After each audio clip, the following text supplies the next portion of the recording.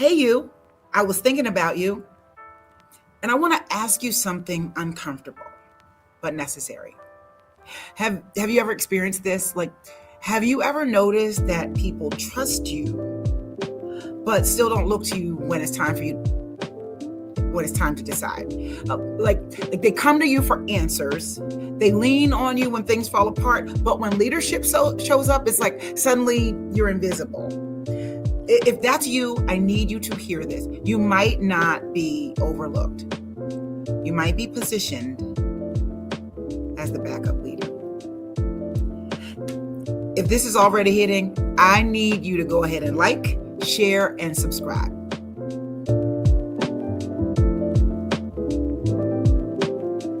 Welcome back to It's Time to Soar, Getting Unstuck with me, Coach Katina. And this is season 3, from Unstuck to Undeniable. This season is about voice, value, and the kind of leadership presence that moves careers forward without becoming someone that you're not. And today's episode is for the high performer who keeps getting passed over. You're reliable, you're respected, but when the big seat opens up, it's never offered to you. We're going to talk about why and what you need to do next. So I already said that you might be positioned as the backup leader. Let's talk about what that looks like. So there is a pattern. A backup leader is someone who knows what to do. They fix things fast. They make everybody else look good. They even, behind the scenes, they're helping keep the team afloat. And when there's chaos, it's not you. It's not the backup leader causing the chaos. In fact, you're probably the one cleaning it up. You're essential, but invisible. And that is the problem. And that's what we're going to talk about today. Because backup leaders make leadership look easy and invisible. You're carrying the weight, but no one sees the lift. Why is that? And that's why people feel like they can do what you do. Because you are out there doing what's necessary.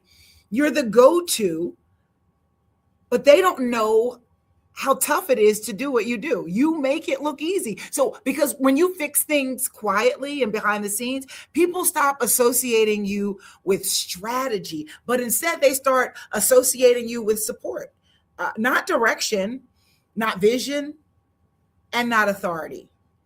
And that's frustrating. That is really frustrating. Before I realized what I was doing earlier on in my career, I was frustrated because I was carrying the weight. Tell me, when was it that you realized that you were maybe the background leader? And if it's today, you can say I'm today years old. I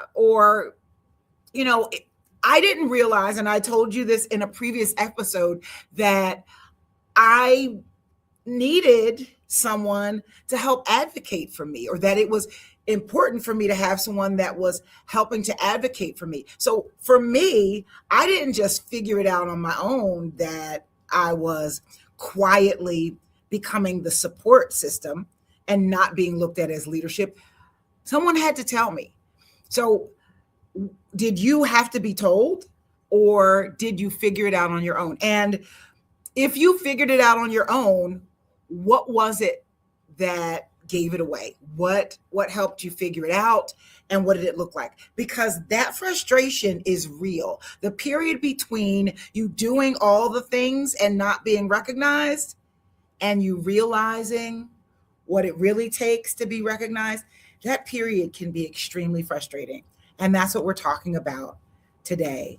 And this is not just my gut. I don't want you to think that I'm just going off of my opinion. The research actually backs it up. So now I have a name and data to put with what I actually experienced. So according to a 2023 published study in personnel psychology, employees who exhibit supportive helping behaviors like cleaning up messes and assisting peers, they're also often perceived as less promotable than those who visibly assert leadership or drive outcomes.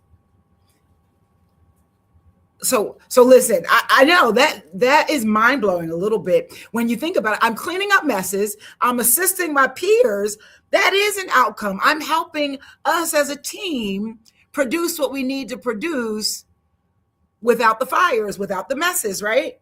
So to me, that was outcome. But the key word is visibly asserting leadership that drives outcomes. And that was hard for me to wrap my head around, because that means that when you absorb the messes and you fix it behind the scenes, nobody knows that. I mean, your peers know it, but the leadership or the people making promotion decisions, do they know it?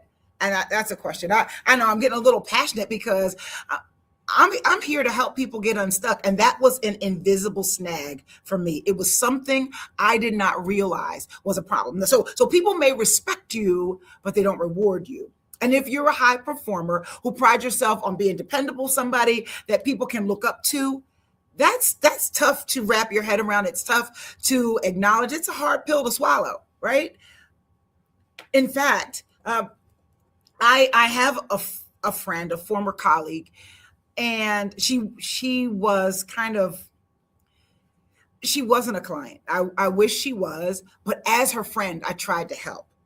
I saw it. So this is after I'm enlightened. Now I want everybody to know, hey, all that work you're doing, if people don't know, if it's not tied to the business, you're not even doing it. It's not being valued, and then you're not seen as strategic. So I'm trying to help her and I'm being kind, but if you just jump back into her shoes, there she is doing the work of a leader behind the scenes when the leader's not there. So naturally, when the leader's gone, they expected to be considered for the leadership role, and they were not even considered. And that was frustrating to the point where she became bitter.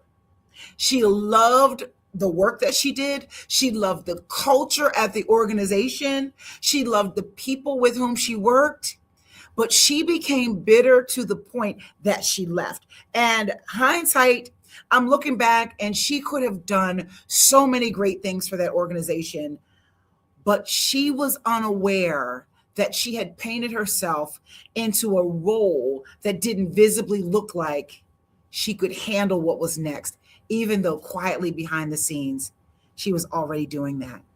How many of you have found yourself in that position? It's almost like the friend zone of work. Like, I know I made that up, but think about it. It is like you're there, you're doing the work, but you're not valued for the work that you're doing. And here's how it usually happens. There's a pattern, and you can fall into this pattern. And if you're in this pattern, I hope this helps you. If you're looking for a sign to stop the pattern, to break the monotony, break the cycle, break the system, break the momentum, this is your sign. So this is what usually happens. You jump in to help before you're asked. You solve the problem instead of kind of raising it to the level. And then like you answer questions that leadership should be answering. Not like you take over their role and you're like signing papers on their behalf, nothing like that. But you're answering questions that when you step back, that's really a leadership question, and they should be answering it. And it feels responsible. It feels like you're helping move things forward. It even feels like leadership, which is why it's like such a snub when you're not considered. Why wouldn't you feel like that's leadership? Because think about it. You wouldn't be doing that unless you knew what you were doing, and people wouldn't trust you if you hadn't already gotten them out of situations and handled fires and handled challenges. And how did you get there? Think about it. How did you get to be in that position? Probably by watching the leader, watching how leadership responds. And you can't begin to make decisions that work and help without understanding the risk, the challenges, what to do, who can handle it on the team, just understanding the dynamics of the team, the dynamics of the work. And why wouldn't you raise it to the leader? In your mind, you're probably thinking, I know that if we don't fix this, it is going to cause us to get behind, or it is going to cause us to not make our numbers, or not meet our deadline, or not meet our quota. That strategy in itself. That's strategic thinking.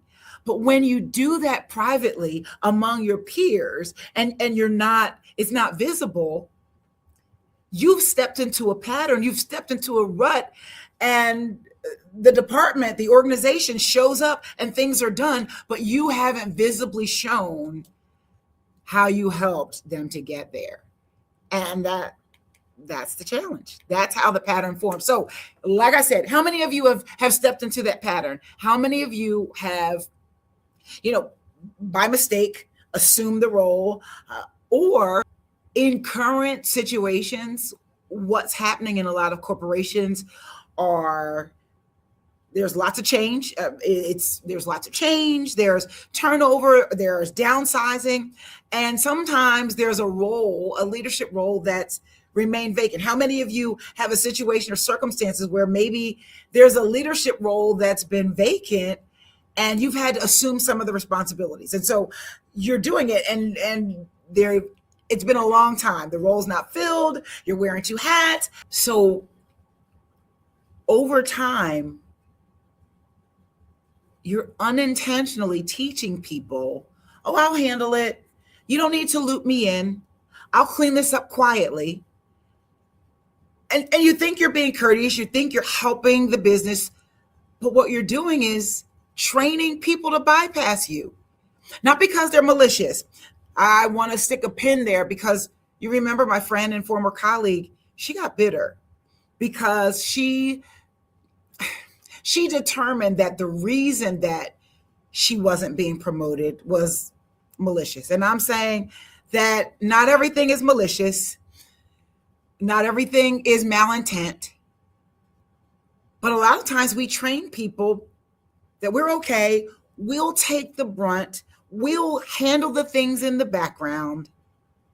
And we're teaching them that it's okay to bypass us. We've made ourselves easy to lean on and easy to overlook. How many of you can admit, and just, you can, if you're driving, you can't type this in, but if you're watching, listen, type in the comments. Has that been you?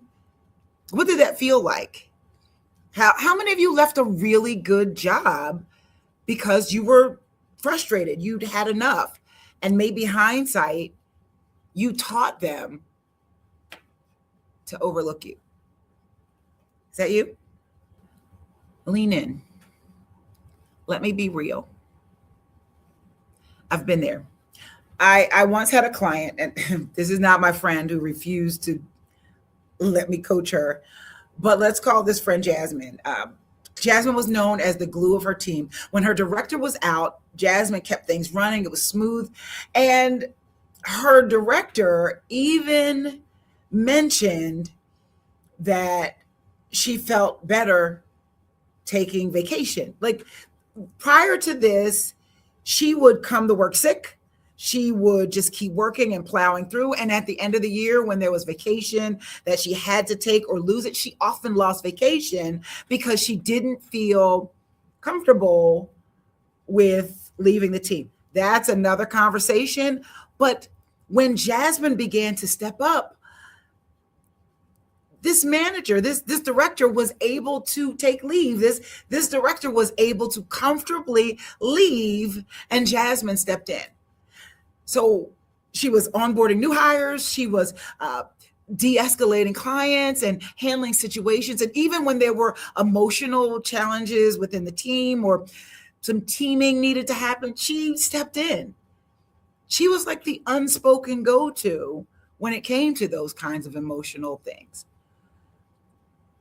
So when the director left and that position opened up, they hired someone else. Why? Because Jasmine had positioned herself as the helper and not the strategist. So her director could see that she made her role easier, but she couldn't see her as a manager. She wasn't seen as next in line. She was seen as the net that caught everyone else's drop balls. And her story is not unique. In fact, I would say that her story is one of the most common stuck that I see in high performers. In fact, I would argue that that might be one of the most common kinds of stuck that I see among high performers, that they have performed themselves out of promotion, out of being strategic. So what's the shift? Leadership is not about doing more. It's about shaping how the work flows through you. Leadership isn't about doing more. It's about shaping how the work flows through you. So that means when things show up, they present themselves, you slow things down instead of jumping to fix it. You make your thinking visible. Think out loud, not so much saying words out loud, but don't just make the output visible, but the strategy. What are you thinking about? What's a good outcome? What are the risks? What are the challenges? Who are the players? And then you should begin to ask questions that change direction as opposed to just clarifying tasks. And that's a mistake that a lot of people make. I've seen a lot of people make. I say, well, did you have the conversation? Well, I did. I asked the question and I said, well, that question is kind of vague. It sounds like you're just clarifying what the tasks are to move forward. But you said you already had an idea or a thought that your team should change direction. Yeah, this is the answer that one of my clients was saying. She said, I was thinking, as they're stating and hearing my question, I hope that would kind of jar them into realizing that we're going in the wrong direction. No, clarifying tasks makes it seem like you just need reinforcement of what's already about to happen. But no, you're a leader. You have innovative thoughts. You have critical thinking. You have questions that can help create a new innovative idea, a different way of handling it. In fact, if you believe your team is on a path that is not going to bring about a good result, even if it's the same path that you've always taken, now is definitely the time to raise the question, a question that makes the team pause, consider, and even brainstorm, and you throw in your ideas, throw in your thoughts, pull in the rest of the team. What you've now done is created a potential pivot that could save time, save money, and give an innovative or a different solution to a problem that needs to be solved. It now positions you as a strategist and not just the background. So what's the shift? Leadership is not about doing more. It's about shaping how work flows through you. So that means that when something presents itself, instead of jumping in to fix it, you take a pause. You just kind of slow things down and make your strategy visible or the way you think about it visible. Think out loud, not necessarily out loud or not only out loud, but not the output. Like, here, I did it. It's done. Solved. Moving on to the next. No, let's talk through. Let's raise how you arrived there. How did you think about this? What was it that enabled you to come up with this solution? What was the challenge? What was the problem?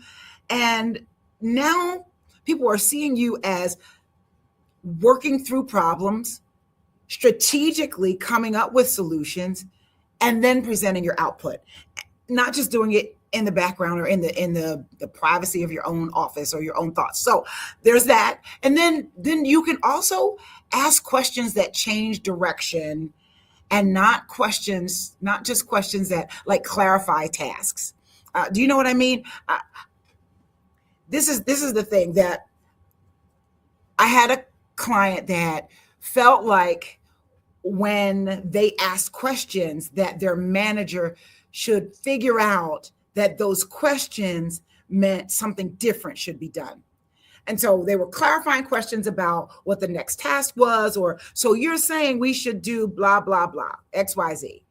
And so what it looked like to the manager is you're clarifying what we do, but you're a leader. You're already thinking ahead and feeling like maybe this isn't the direction that we should go. Maybe we need to pivot. Maybe we need to try something different. So then say that, or ask questions that would bring other ideas or solutions into the immediate challenge. And that's the difference. A lot of times people are waiting for your questions to trigger a response from leadership, but leadership is looking at it at face value, that you're just asking questions of what to do next. So now that's another thing for them to fix. No, you want to ask questions that cause them to pause, cause them to think, cause them to engage with you, engage the team, and maybe even come up with a different solution. So now you're appearing strategic. And this is not playing a role. This is who you are. This is already who you are. The other part that you can do, or the other thing that you can do, is redirect responsibility instead of absorbing it. What do I mean by that? Like, things come to you and you have been used to just handling them. What is that? Extra hours? You've already got a workload. So you're handling it and you're like, that's done. We can move on to the next. Instead of that, redirect the responsibility. And it's like delegating without authority, but redirect that responsibility. You know what that reminds me of, as a Clifton Strengths coach. One of the Clifton Strengths is individualization. And it's someone who has the ability to kind of see the strengths on a team, understand who would be a good fit for X, Y, or Z. So all of the challenges are coming to your plate anyway. Why not engage the team and use the strengths that are around the table? Use the strengths that are within the team. And instead of you doing it, you're now engaging other team members. You are now being seen as strategic. You're now exhibiting a leadership strength, and it is visible, and it comes with a solution and not an encumbered workload. Because backup leaders disappear into execution. If you were the one doing it, you would just be in the background doing it and producing a, hey, I did it. Here it is. It's done. Yay. No. This is us reframing what it is that you do, how you respond, and how you show up so that you are undeniable when it comes to the next leadership role. Visible leaders position themselves as partners, not just performers. And it's time for you to position yourself as such and to decouple yourself from the role of the support and the background. How do you do that? I hear you. How many of you feel like, I can't do that? It's just who I am. I'm a natural helper. This doesn't mean that you stop helping. It just means you change how you help. Instead of quietly solving, ask, who owns this? And go back to the bitter friend that I had. When she became bitter, she just put a stake in the ground and said, I'm not doing anybody else's work. I'm not doing this. I'm not doing that. And that's a different approach. But saying who owns this is acknowledging that you understand that there's a challenge, but you want to make sure that it's distributed properly, right? You can say, here's a risk I want to raise. Here's a challenge that I want to raise, a risk. If we don't do X, we might have this on our hands. And you can even bring up, well, you know what? Let's loop leadership in to confirm direction. It's okay if you already have an idea, but you saying to the team who's used to coming to you as the go-to, let's bring leadership in. It doesn't mean that you're saying you're incompetent, that you can't handle it. And that's a problem. How many of you have the problem that it feels like defeat when you have to bring leadership in? Because you already feel like you're leadership material. You already feel it. And so you've equated handling it all on your own as leadership. So when you've got to loop leadership in, you may struggle a little bit. How many of you are willing to admit that? But what you're doing is looping leadership in, letting them see you've identified a challenge, identified some risk. You may have some thoughts on it, and you may even have some suggestions on who best on the team could handle that. You're not being political, because people will say, oh, you're being political. You just want to kind of brown nose or posture or be in front of the boss or the manager. No. What you're doing is becoming visible. This is what I do behind the scenes. So I need you to know that this kind of level of authority I've been assuming, but I want to loop you in and show you how I handle it and partner with you. You're not being difficult, you're being strategic. Because remember, talent got you in the room, but positioning decides what happens. How many of you are really ready to adjust, to pivot, to maybe change how you've been doing things so that you can position yourself for what's next, for promotion, for elevation, for being seen and rewarded for what it is that you do? Here's your question for today. Where are you showing leadership that no one can actually see? Think about it. And what would change if your insight became visible instead of your labor being silently absorbed? What would happen? What would change? I get it. I can almost hear some of you thinking, I work in a toxic environment. Nothing's going to change. They've always been this way. What does it matter? I can hear that. And I'm not saying that doesn't exist, but I don't want this to be a cop-out. I don't want this to be an excuse for you not to try. Whether you choose to stay in the environment and pivot and perhaps get promoted, or you choose to pivot and adjust how you do things and take your talent somewhere else, you will be your best self if you show up visibly strategic and ready for leadership, ready for partnership, as opposed to playing the background. If this episode just struck a nerve, struck a chord, you were able to identify with something that you've been doing or some way you've been living silently, I want you to know that you are not alone. This happens to more people than you know. And this is the work that I do. I help high performers come out of the shadows and into the visibility and become undeniable when it's time for promotion. I help them reposition their leadership without betraying who they are, without them selling out to be who they assume leadership needs for those roles. You'll find ways to contact me in the show notes, in the description. And if this hit home, reach out to me and let's talk.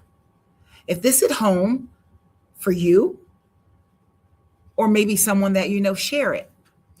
Someone else you know is tired of being the reliable one, and they're ready to become the undeniable one. Next episode, we're talking about the hidden cost of being easy to work with. And trust me, you do not want to miss this episode. Hey, you, I was thinking about you. And you know what I'm thinking? I'm thinking it's time for you to soar.